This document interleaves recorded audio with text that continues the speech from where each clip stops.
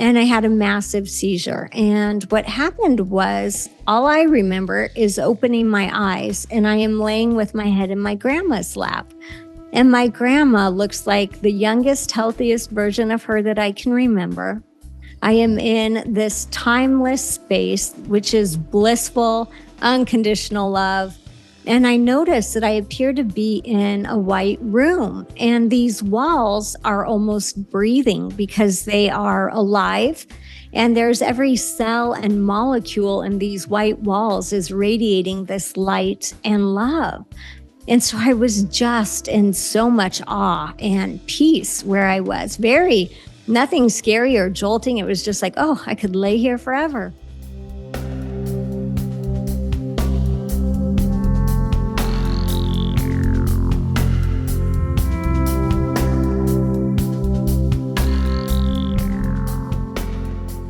Hey everyone, it's Raghu, and I'm back with a very fascinating and interesting guest. And I'm really happy, Michelle, that you're joining us today.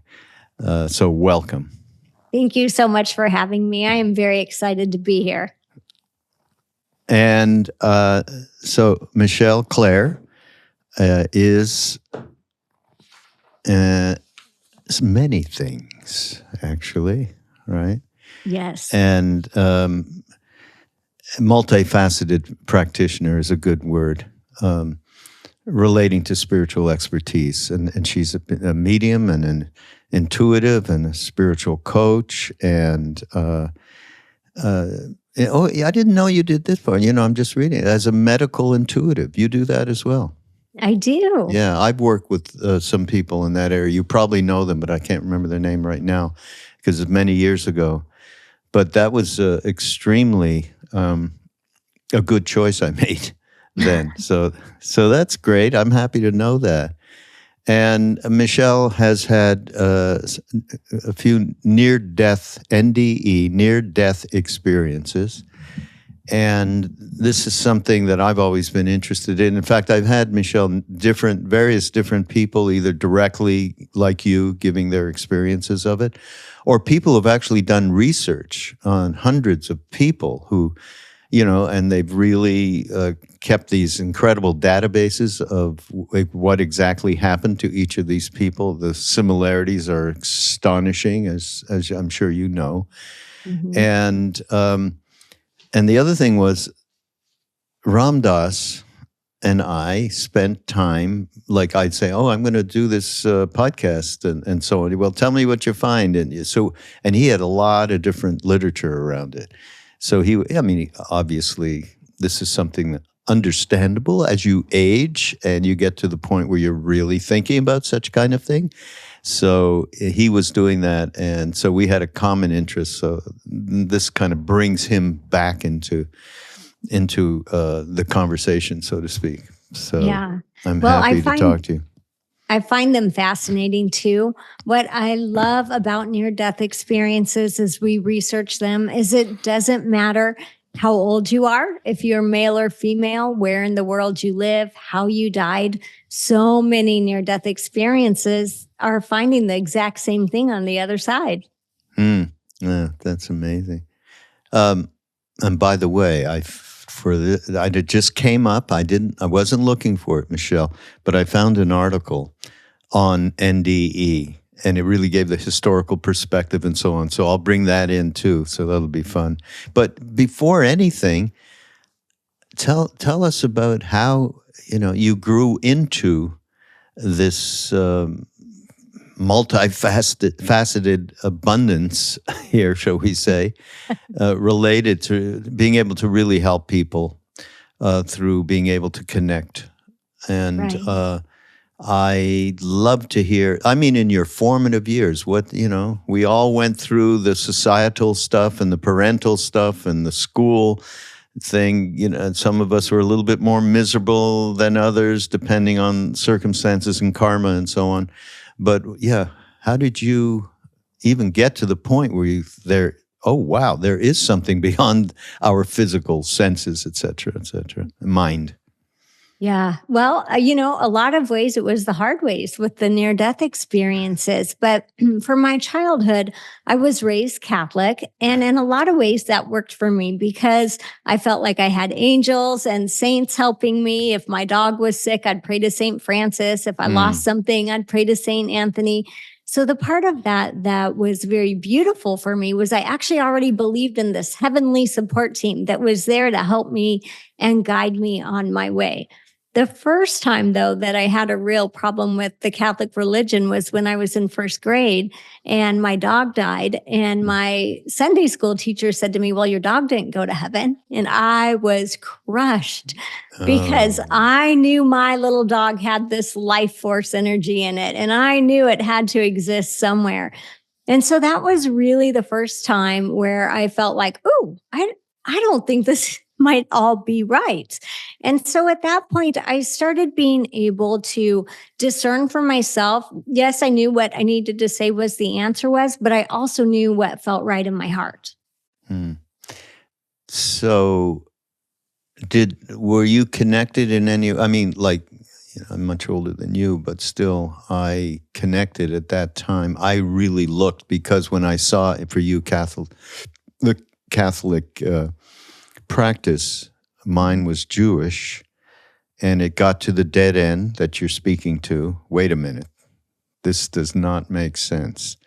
And then I went on looking for other paths and found the East, basically. That's what really turned me on. Did you enter into that kind of a thing where you looked at other paths particularly? Not until after my near-death experiences. What I really did was I just decided that I'd be very polite about what I was being told and I would know the truth within my heart. So you were actually getting, as you realize, wait, this is not correct. The way that this is being characterized is not correct. I know that deep inside myself. Is it at that point that you did start to get messages outside of yourself?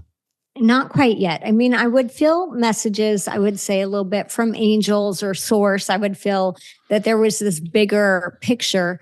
But what really happened for me at that point in time was I started to kind of look at other religions and just think, well, everybody's just doing the best they can. I never got to the point where I felt like this was right or that was wrong, or I had to advocate or voice it or become an activist about anything. And then when I was 13 years old, my grandfather on my mom's side, he had been my favorite grandparent. He transitioned. And after he transitioned, I noticed that he and I were still communicating. We were still talking. I was still getting messages from him. And I would share that with my mom, and my mom would look at me and she'd say, well, that's what you think he would say if he was still here. And I realized, wait, not everybody's talking to grandpa still. So that kind of brought in another level of awareness for me. And at that point in time, I kind of decided, so I was still being raised in the Catholic faith. I was still doing all the things I needed to do as a Catholic, but I still had my own knowings within that I was very much in honor of. And a few years later, my grandmother passed away. And at that point, the night that I was sitting with her in hospice, so I was in college at that point in time, 20 years old. And as I was sitting with her that night, I remember feeling the angels in her room. I remember feeling her family, feeling these beams of light supporting her, surrounding her. And that was probably a completely different mediumship experience for me. At that point in time, I still actually didn't know the word mediumship. So I just knew I was having experiences or communication and connections. But I remember as I was sitting with my grandma, she would be talking to someone in spirit world.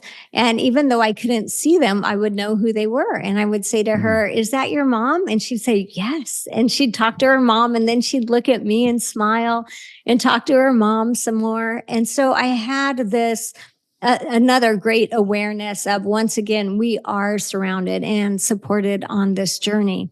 After my grandmother, go ahead. No. I don't want to stop I was just going to say, after my grandmother transitioned, the same thing happened for me. I would get messages for her. I would share them with my mom, and my mom would say to me, well, I think that's what you think she would say if she was still here.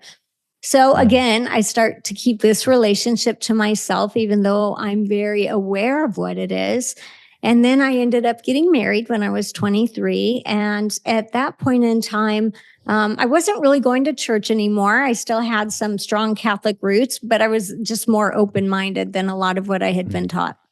But even at that stage, feeling what you were feeling in the room with your grandmother, feeling the entities that were there and the presence, however which way we want to, characterize that, there had to be a certain strength. And I would only point to karma, really, in my languaging, to have that strength of conviction that what you were experiencing was not BS, was not deranged, whatever anybody else might have said, well, she's, it's what they say to kids that have an imaginary playmate. Oh, yeah, well, that's nice, and they dismiss it completely. What do you remember of that time, having that kind of inner fortitude? I remember actually the peace that I was feeling in her room. And I was sitting in a chair looking at her, and I was wondering how much longer she had, because we knew it was probably just hours. And I remember hearing a female voice, which I interpreted as my great grandmother, her mom, in my right ear specifically. And she said to me, she'll be coming home soon.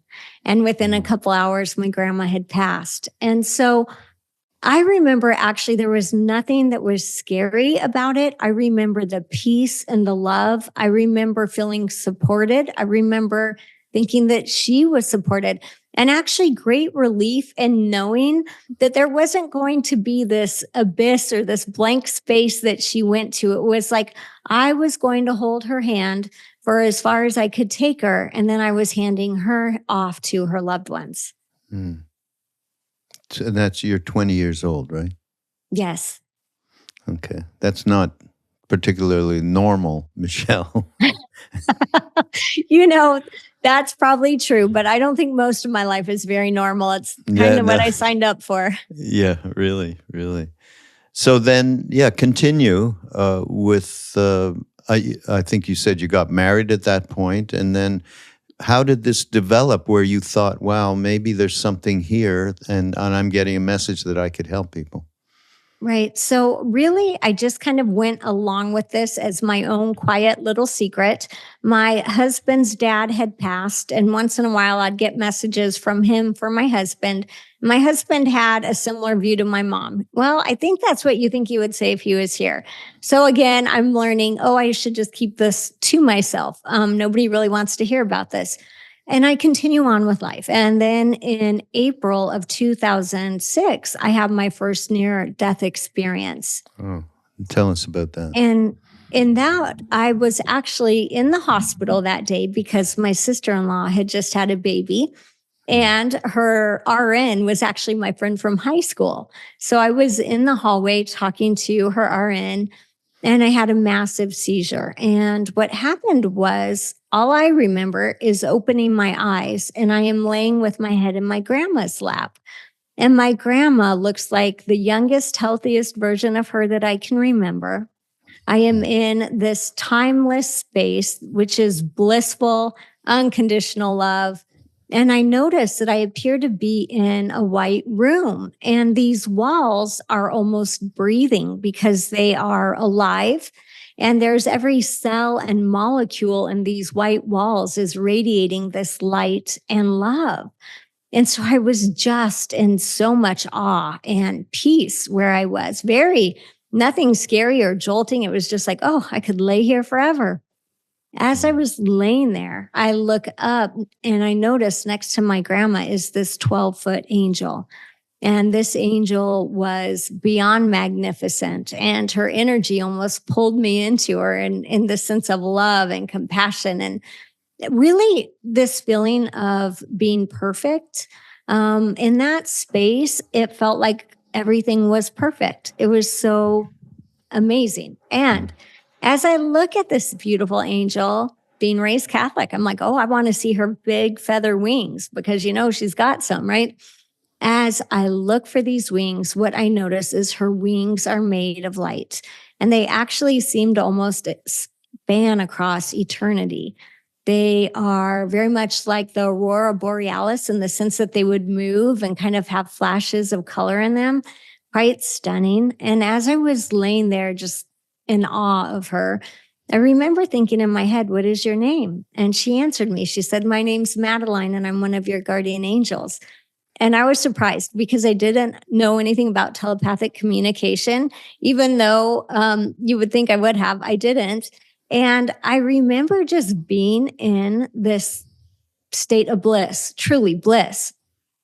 The next thing I know, I hear someone yelling, code, code, code, and I am shoved back into my body. And it felt like I went from being light as a feather to 10,000 pounds of wet cement. It was just heavy and dense.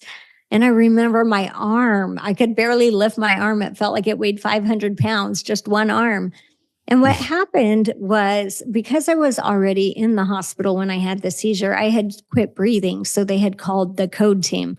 They admitted me into the hospital. They could not find out why I had the seizure. I had never had one before, and I have not had one since. Jeez. Wow. Do you know, it occurs to me, so you grew up Catholic and you had these images. You had the sort of nomenclature of Catholicism, which includes angels. Mm-hmm. And that's what manifested.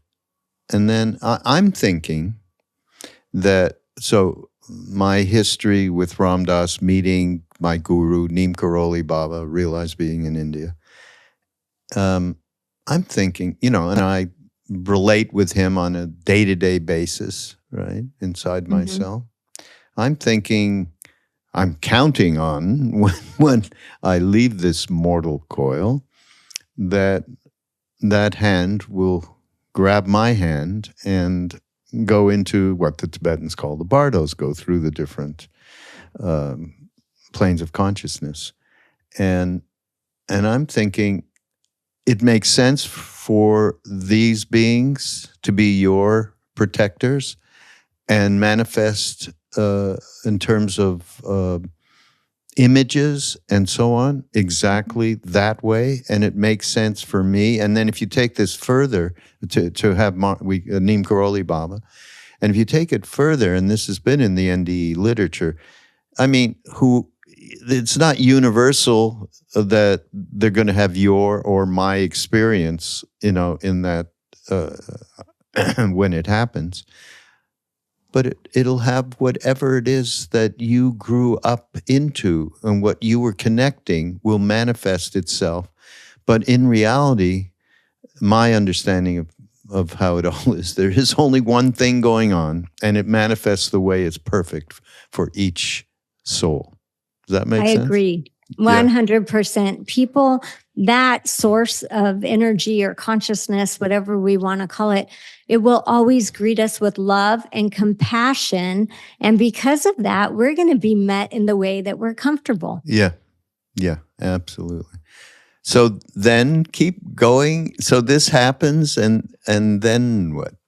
So that happens, and I really don't have the term near-death experience for this. I know I've had an amazing experience that was more vivid than my daily life, but I don't really tell anyone about it for a few weeks. And then I explain it to my mom, and my mom believes me. She just doesn't know how to put it together or what to call this. So I just continue on with life as it had been. But I would say at this point in time, I started getting stronger messages from that angelic realm, or just my intuition was opened up even more.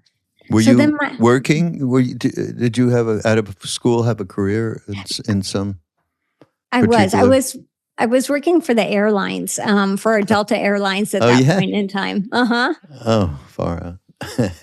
Yes. So very much I go back to my normal life as Michelle. I mean, I have a stronger awareness, but this hasn't changed my course or given me my huge spiritual awakening yet. So what happens then is I end up having 3 children, and I And I end up having my second near-death experience in May of 2006. And that was 6 weeks after I had had my son. I had many complications after I had him.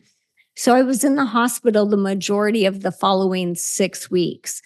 Basically, the doctors had said if they did a DNC, which is a procedure where they clear out the uterus, that I would be fine. It was going to be a 45-minute outpatient procedure, and I'd go home and live life happily ever after the end. That sounds really good after you've been in the hospital about 6 weeks, right? You want that easy button. Yeah. So I said, okay. And the night before I was at home, and I just had a pit in my stomach. So at this point in time, I'm married. I have a 5-year-old, a 2.5-year-old, and a 6-week-old infant. I go in the next day for surgery, and I'd had anesthesia before. And whenever I've had it, it's just a blank space. There aren't memories or dreams or visions. I have nothing there.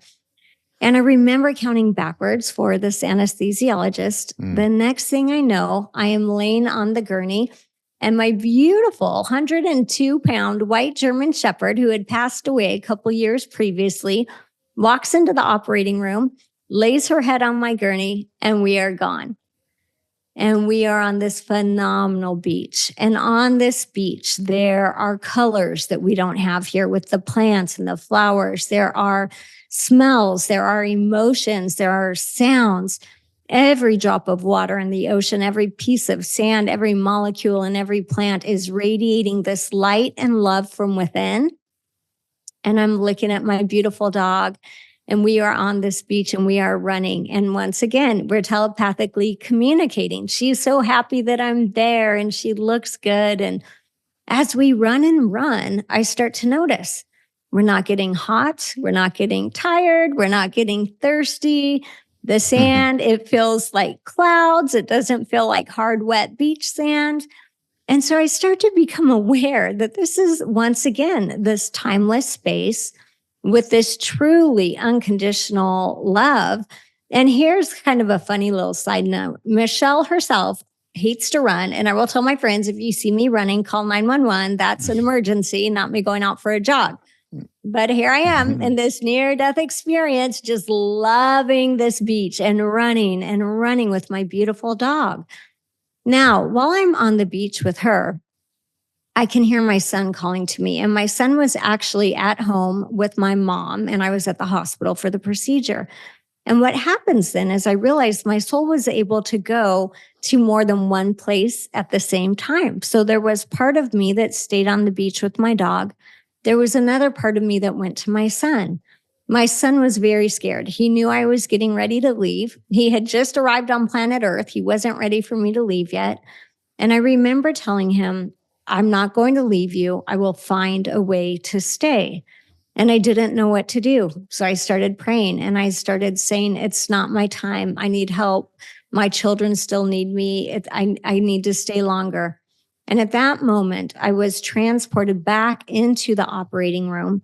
Jesus came in, and the operating room lit up with this beautiful white golden light.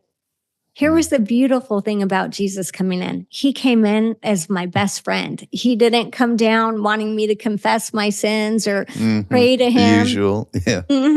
He came in as like, I'm your best friend. How can I help you? Wow. So as that operating room lights up, the next thing I know, I'm waking up in post-op.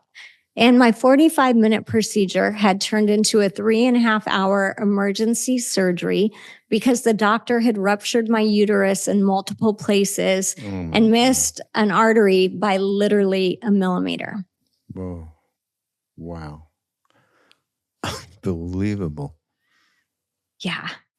And so from there, I knew once again, I had had this vivid experience, more vivid than the life that I live every day. And I had felt that love, that timelessness, all of it. But I didn't know how to integrate this into my life. I didn't know this was called a near-death experience. I was in horrible shape physically because now the infection had been pushed into my body cavity. I was still in the hospital. It took me months to be able to even get back to 80% of functioning normal. And so what happened at that point in time was, although this was vivid and unbelievably real, I went back into survival mode. I had 3 little kids and I was trying to heal. And so my awareness once again to spirit realm was opened up more strongly, but I didn't take action on what that looked like in my everyday life, besides maybe just having better intuition. By the way, people listening out there could very much identify with some of these descriptions, certainly the timelessness and the unconditionality with their latest LSD or psilocybin trip. Right. Has that ever entered into your life? Yes. Actually, in Arizona right now, I help facilitate ketamine treatments. Oh, you do? With one of my friends. She's a psychotherapist, and we have a medical doctor also on board. Wow. Oh, that's terrific. Yeah. Yeah. So that's one instance of that experience. The parallel is extraordinary as far as I'm concerned. Absolutely. And I've heard that a lot, that a lot of people who have had LSD or MDMA are having very similar experiences with the blissfulness and the timeline kind of merging and all of that. Yeah. I was fortunate to go back to India with Ram Dass to meet this being that he described in the way he described, which was so extraordinary. And that exact experience, which Ram Dass later said, of course, as Richard Alpert, he had had 1 billion trips with Tim Leary. And he said that prepared me for grokking, which is an old term for meeting, like being able to absorb the reality that was sitting in front of me energy-wise. And that happened. I mean, without anything, just exactly as your NDE, and I'm sure you've had it in other situations as well. So there's parallels for the reality of the absolute single-mindedness of these various ways in which spirit manifests, I guess is a good way to put it. Absolutely. And of course, in this case with you, I mean, it included a bunch of suffering. And, yes. And how did you navigate that suffering? So at that point in time, I went back to being a mom. I was a stay-at-home mom. I did think about having a lawsuit. And they said, well, you have to have $100,000 to lose if you're going to go in. I did not have that at that point in time. So it really just came back to learning how to heal, giving myself that time and sinking back into being a homemaker, a stay-at-home mom and wife. And that was really, I was very happy doing that, even though I had this greater awareness that was starting to seep in. I was still having mediumship communication with my grandparents and my husband's dad. And so I had a bigger awareness, but it really just became kind of my little secret. I learned not to share it with people. It was awkward. Not everyone had this. And so I just knew what I knew, and I let that be what it was. I didn't feel like I had denied part of myself at that point in time. It just, maybe the better word would be ignored. Yeah. Ignored is right. Yes. So, all right. Time then went on. You're being a mom, raising these children. Yeah. So on 11/1/11, so November 1st, 2011, for people who like ones, my kids were then 10, 8, and 5. And at that point in time, our house had 14-foot ceilings, and about 12 feet off the ground, I had battery-operated candles. And so once a month, I'd get out the ladder, climb up there, change the batteries, and then every night the candles would come on. My younger 2 kids were home. My oldest was at school, and we were going to go pick her up after I changed the battery. So I remember climbing to the top of the ladder and feeling it start to shift. And literally I thought, oh, this is going to hurt. And at that moment, I was ripped out of my body, not in a painful way, but in a fast way, like bungee cord fast, like turned around. And I was facing my body in the ladder, suspended in the air, like a freeze frame in a movie. And And I was standing with these 3 people that I had never met, but I felt like I had known them my whole life. There was an Asian man, an Egyptian woman, and a Hawaiian man. And I just felt like they were dear family and friends, even though I knew I didn't recognize the faces that I was seeing. So as I was standing there, they said to me, "What would you like to do? Would you like to stay or would you like to go?" And I remember trying to understand what was happening because I knew my body was going to hit the floor in less than a second. And at the same time, I had forever to decide what I wanted to do. Wow, that's wild. And as I'm looking at my body in the ladder, I see this beautiful angel come in, different from my first near-death experience, dressed in red and gold. And when I see this angel, I know immediately, oh, this angel is here to either take me home or to shift something so that I can stay. And so in that moment, I look down and I see my 2 younger kids in the kitchen. And when I see them, I know I have to stay. So I make this decision. And as I make this decision, I'm downloaded with information and I'm told, okay, you can stay, but you've got to go back and you've got to do your mediumship and help people in the way that you can help them. They told me my marriage would probably end in divorce. They told me there would be more trauma later in my life. Some of the information actually still gets revealed. I don't remember everything they told me, but once in a while I'll have a memory come back in and I'm like, oh, that's right. So it's very interesting because the most pivotal moment in my life was when time stood still, in that moment where I decided to say yes and come back. And so I come back, I fall, I hit the back of my head on the corner of the granite island in the kitchen. I had a 5.5-inch skull fracture. I had a brain bleed. I lost my taste, my smell, part of my hearing, and my equilibrium. But I survived the fall by 1/2 inch because I missed my brainstem by 1/2 inch. Jesus, Michelle. I know. I did it the hard way. So what happens then is I am obviously taken to the hospital. I'm in ICU for a while. I'm in the hospital about 10 days. I remember vividly, I am telling everyone, the angel moved my head. When I was taken to the first hospital and they discovered the brain bleed, I remember telling my husband, I'm not going to die, but you need to make sure I get to the specialty hospital. So they sent me on to a specialty hospital. But I already knew in those moments around it that I wasn't going to die, no matter what the damage looked like. And I also knew that an angel had moved my head. It was that clear. So at some point, I get out of the hospital and I come home. I need help walking. I have all sorts of physical trauma. I really did this the ugly way as far as the physical side of it. And what happens is in January of 2012, my son, who was 5, started getting depressed because he had gone to call 911 and we believed his call did not go through. But I thought, well, maybe he dialed 991 or he was so scared. Who knew?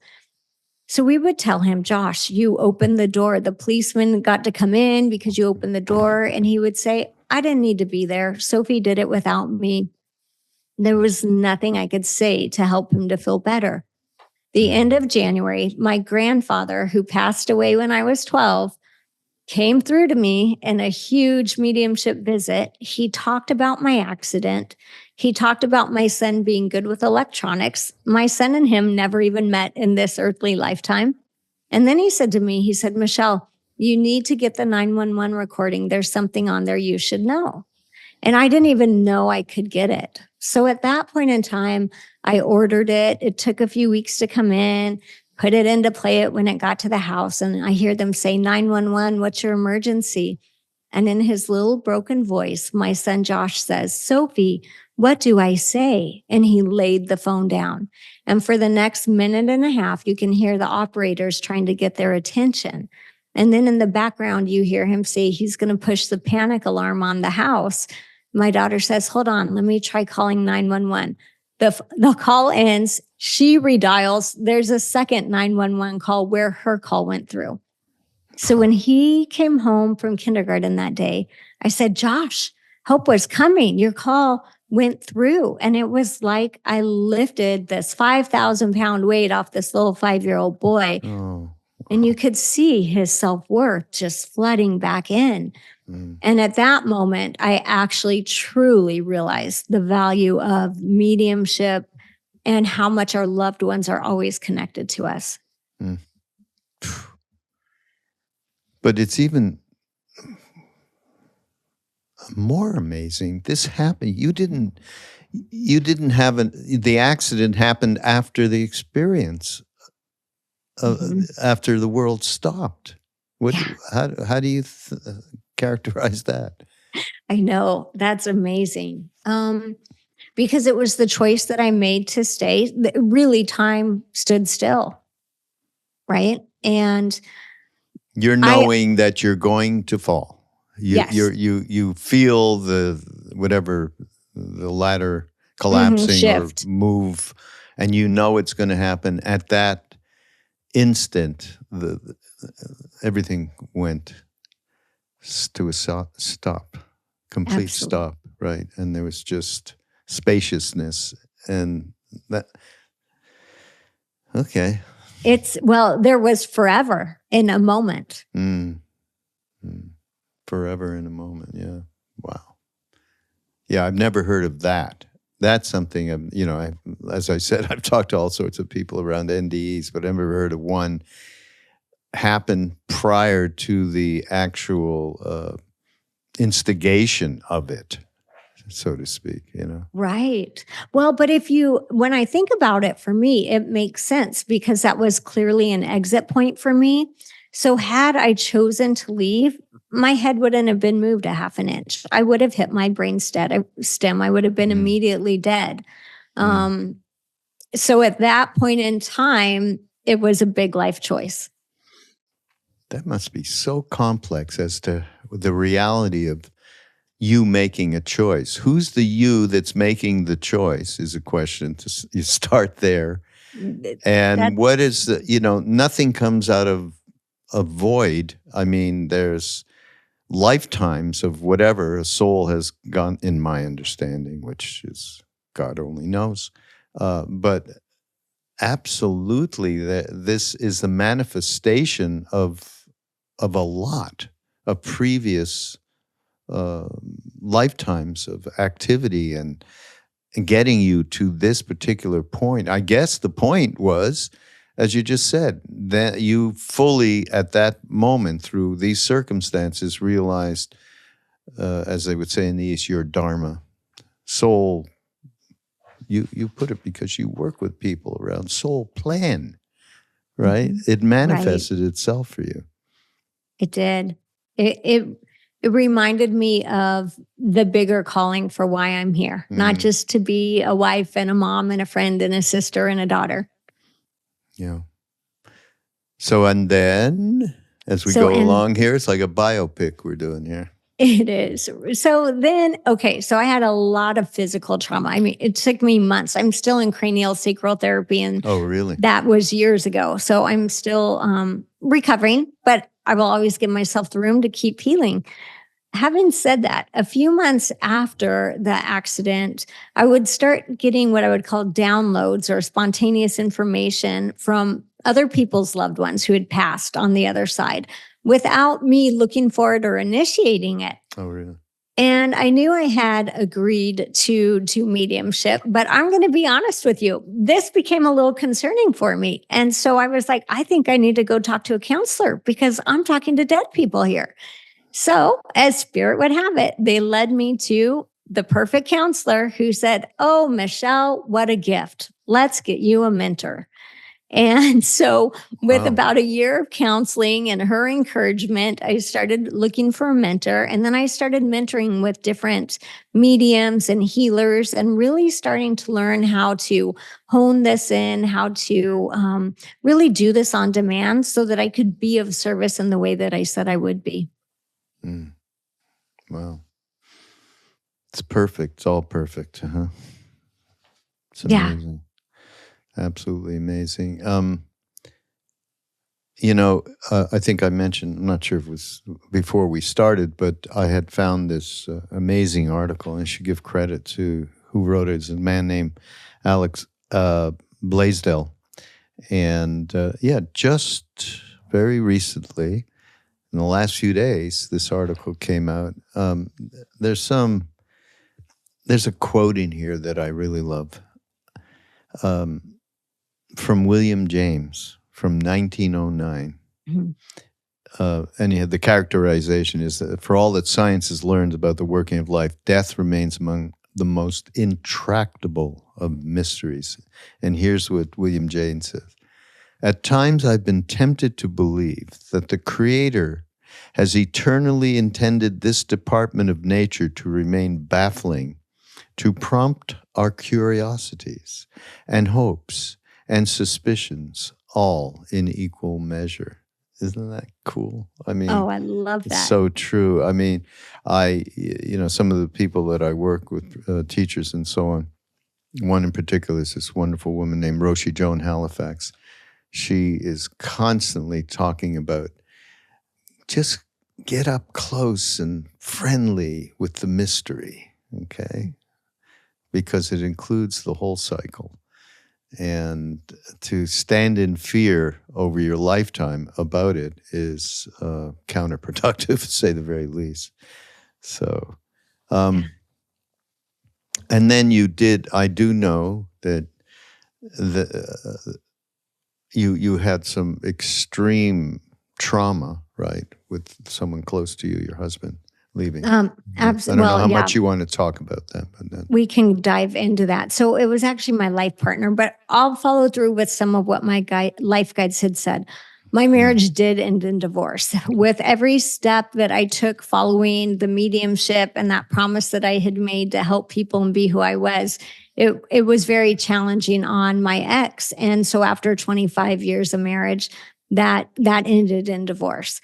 I went on to find love again with an amazing life partner who I knew had depression because I had seen it over the time that we had been together.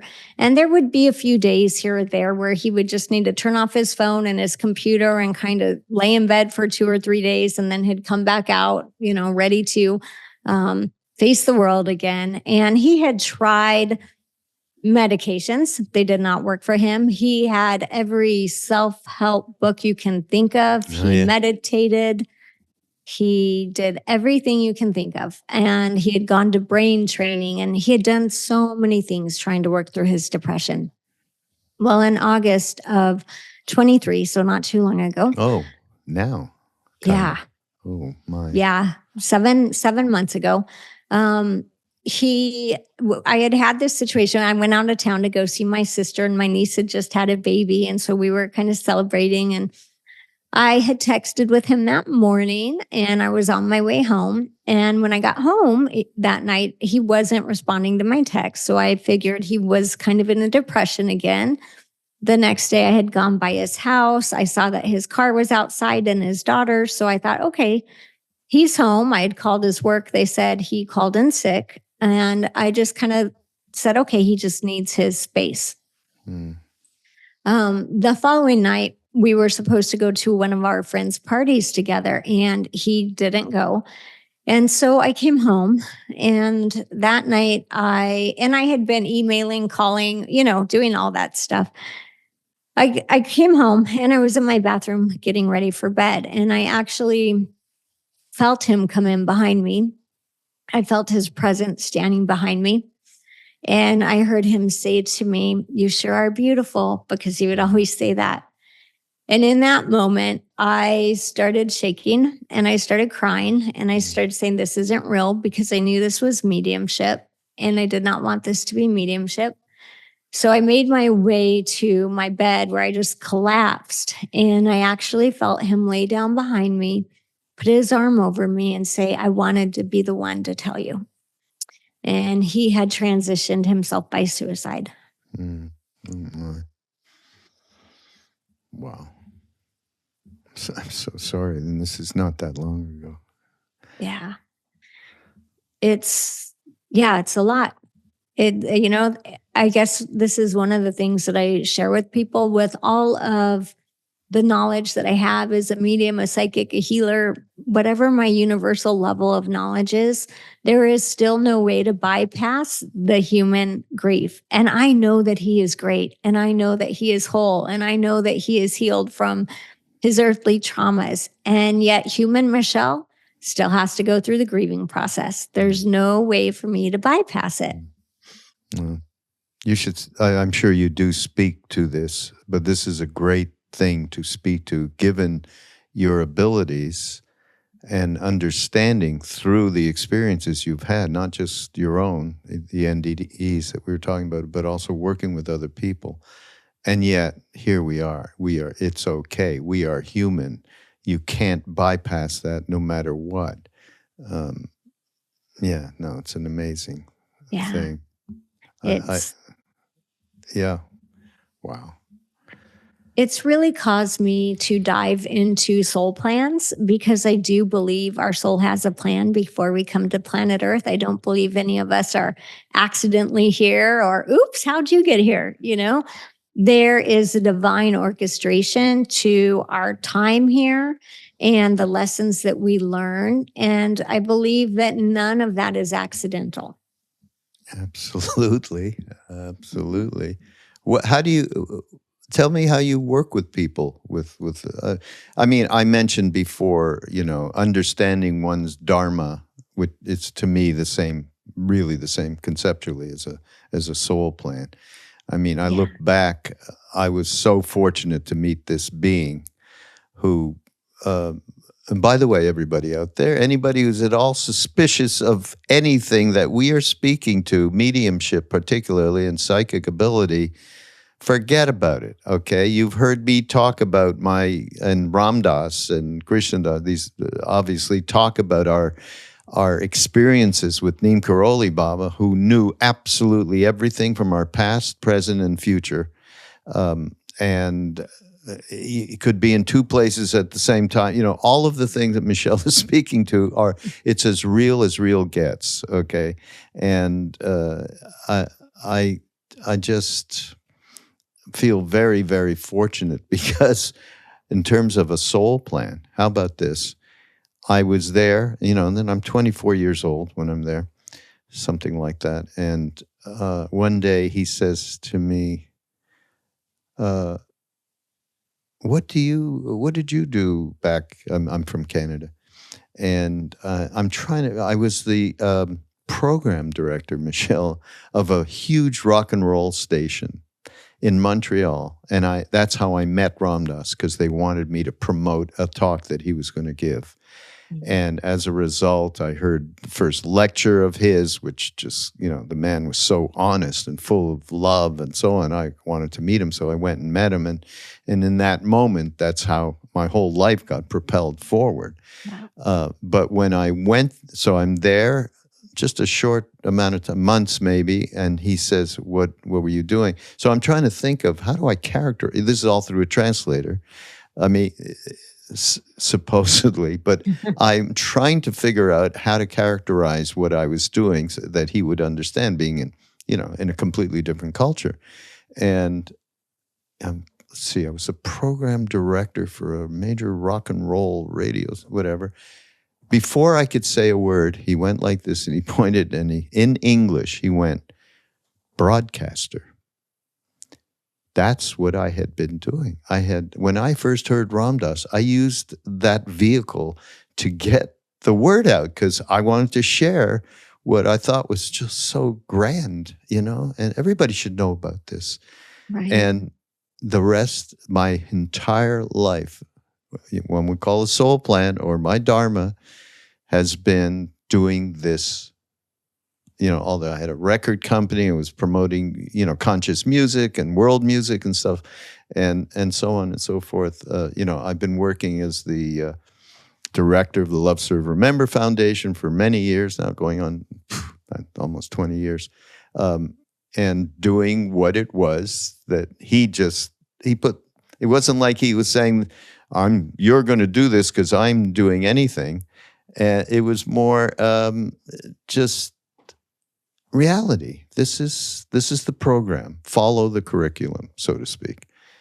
And so how do you work with people when you actually you work with an individual? How do you work with them in terms of giving them a way to flow into what naturally they would be the most fulfilled doing? Yeah. So normally I will start with connecting to their own spirit team. I like to say we all have a spirit team around us, whether we call them angels, life guides, grandma, grandpa, whatever these words are, this energy, this web of love that is supporting us. And Mm-hmm. for each individual, I will connect with their team and really kind of dive into what does this person need to know? What is the core of their soul? How do we help them move forward to live their best, most productive life? Now, the fun part about this is on a soul level, people are usually pretty receptive, but then our minds get in the way very often. Oh, I wonder why. Yeah, we say, I can't do that. That would never work. And the truth is, what I have found is the people who are really willing to follow their passion, that is their purpose. Because when we are living an inspired life and people see that, we're able to share that energy with them and they're able to share it to help others. Yeah. No, that's so great. Really, really great. By the way, everybody out there, here's another thing. It's not like I'm trying to give everybody the security of, okay, this is real, you're okay, I don't need to do that. But on another hand, meeting this particular being, Neem Karoli Baba, just expresses everything Michelle is saying in a completely different manner. But there's nothing different about it whatsoever, And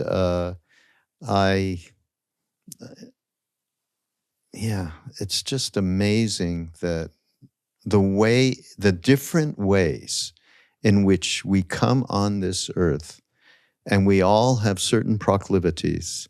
We all have certain ways of being and ways of wanting to express our nature and so on and so forth. And we end up finding, yes, what you're saying, which is a support system. It could be, for me, it's an Indian guru, which, is weird. For you, it's your connection to that which is beyond form through mediumship. And for somebody else, it is the most pristine Zen practice that you ever saw in your life, sitting in a bare room and just connecting with true nature. Isn't it phenomenal, all the different ways that the divine presence, shall we say, and we have all different words, whatever we want to call it, provides what we need to move forward in our lives in a way that is not as I have years of working on an audiobook with a friend of mine, a podcaster named Duncan Trussell, everybody knows, who listens to this podcast, called The Movie of Me to the Movie of We.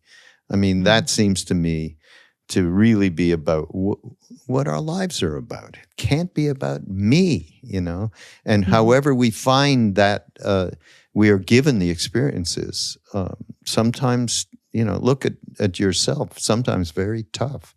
I mean, there was a lot of suffering, that you went through as you describe the NDEs, as you describe other events in your life. And this connection really,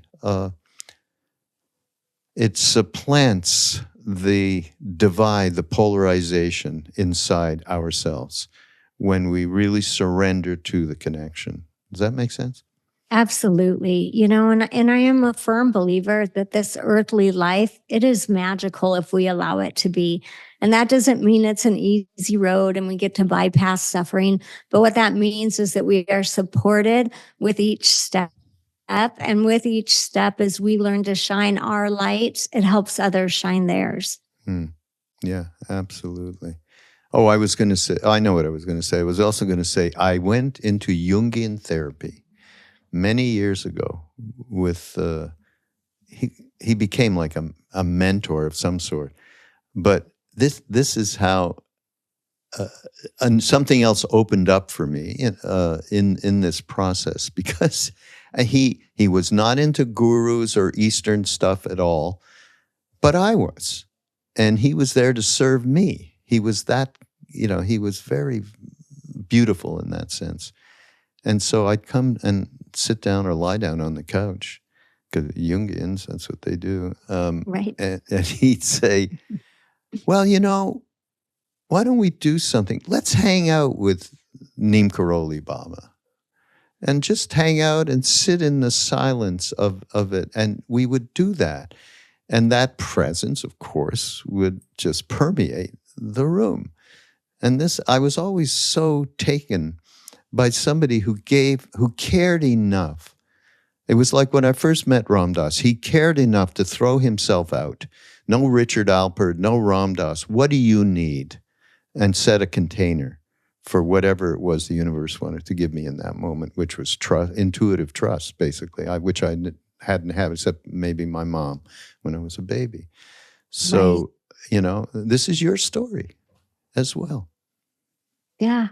The universe will give us what we need. Yeah. And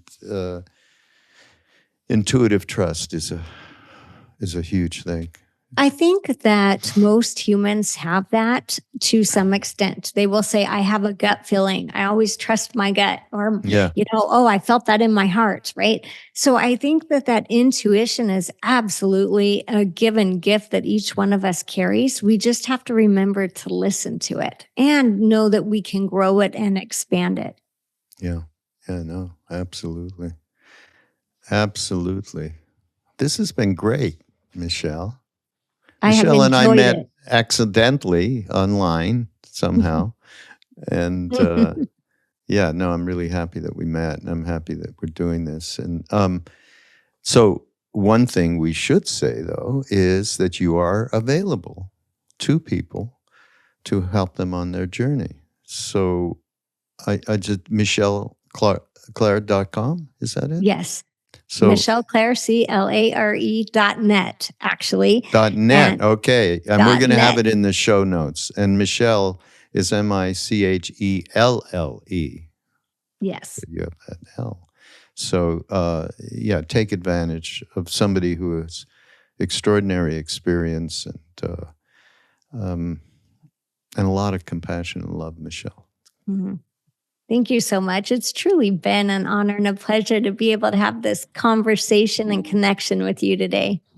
Thank you. Thank you. Thank you. Everybody, this is Mindrolling on Be Here Now Network. Go to BeHereNowNetwork.com and take advantage of all the wonderful teachers and presenters that we have on the network. And we shall see you next week. Thank you again, Michelle.